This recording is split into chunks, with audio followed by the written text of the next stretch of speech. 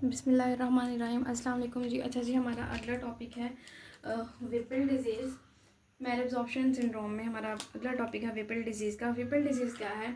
Multi systemic chronic infection है जो कि क्या होता है, सिर्फ जीआईटी को नहीं बल्कि मल्टीपल सिस्टम्स को इन्वॉल्व करता है, जिसमें जीआईटी के साथ साथ हमारे पास जॉइंट्स भी आ जाते हैं, ठीक है। आर्थ्रेल्जियास करवा होता है। उसके अलावा हमारे पास हार्ट आ जाता है, ठीक है। ये कार्डियक साइंस एंड सिम्टम्स भी करवाता है। उसके अलावा सेंट्रल नर्वस सिस्टम को भी इन्वॉल्व करता है, ठीक है जी।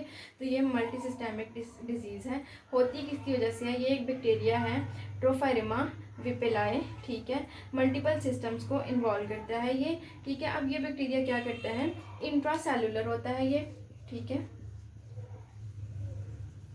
इंट्रासेलुलर ग्राम पॉजिटिव बैक्टीरिया होता है, ठीक है जी। और ये क्या करता है कि सेल्स के अंदर जाके रिजाइड करता है, वहाँ पे इन्फेक्शन करवाता है, इन्फ्लेमेशन करवाता है।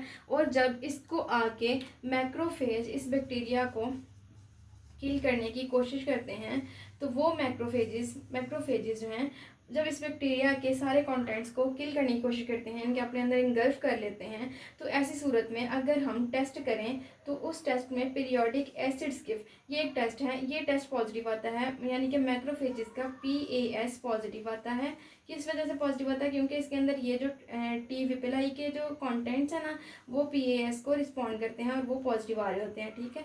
और साथ में ये जो मैक्रोफेज है, ये फोमी मैक्रोफेज के तौर पे नज़र आता है, ठीक है जी। इसमें ना बहुत डिटेल में जाने की ज़रूरत नहीं है, सिर्फ MCQ पॉइंट ऑफ व्यू से ये इम्पोर्टेंट है। वो भी इस तरह से कि हमारे पास सिनेरियो आता है, सेम टू सेम उन्होंने ना मैल एब्जॉर्प्टिव सिंड्रोम का सिनेरियो दिया होता है कि पेशेंट आया है, उसको काफ़ी दिनों से, और ये ना ज़्यादातर विबल डिजीज़ के पेशेंट ना ओल्ड एज पेशेंट्स होते हैं, ठीक है।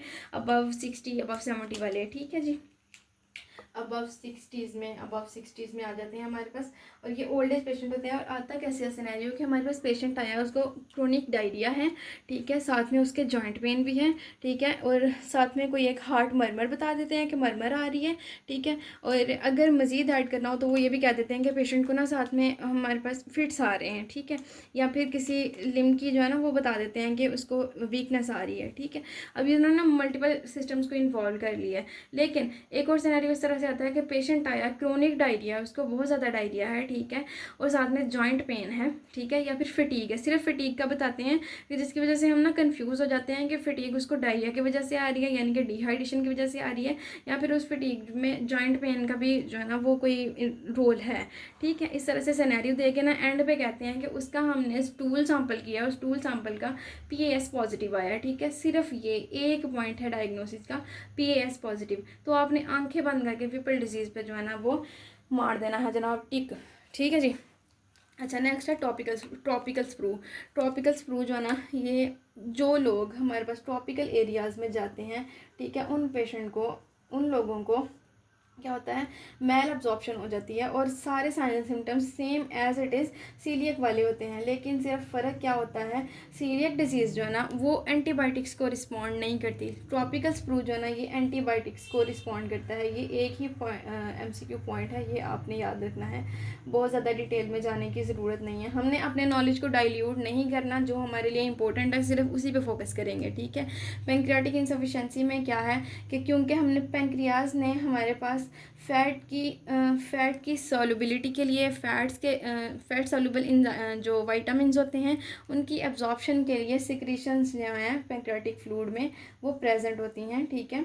अब पेंक्रियाटिक इनसफिशेंसी होगी या फ्लूइड नहीं आ रहा या फ्लूइड कम आ रहा है, तो एज ए रिजल्ट क्या होगा, fat soluble vitamin A, D, E और K, उसके अलावा फैट्स की जो है वो प्रॉपर डाइजेशन नहीं हो पाएगी, तो हमारे पास पेशेंट प्रेजेंट करेगा स्टीटोरिया के साथ, ठीक है जी, यानी कि उसको स्टूल में फैट्स आ रही होंगी, ठीक है जी।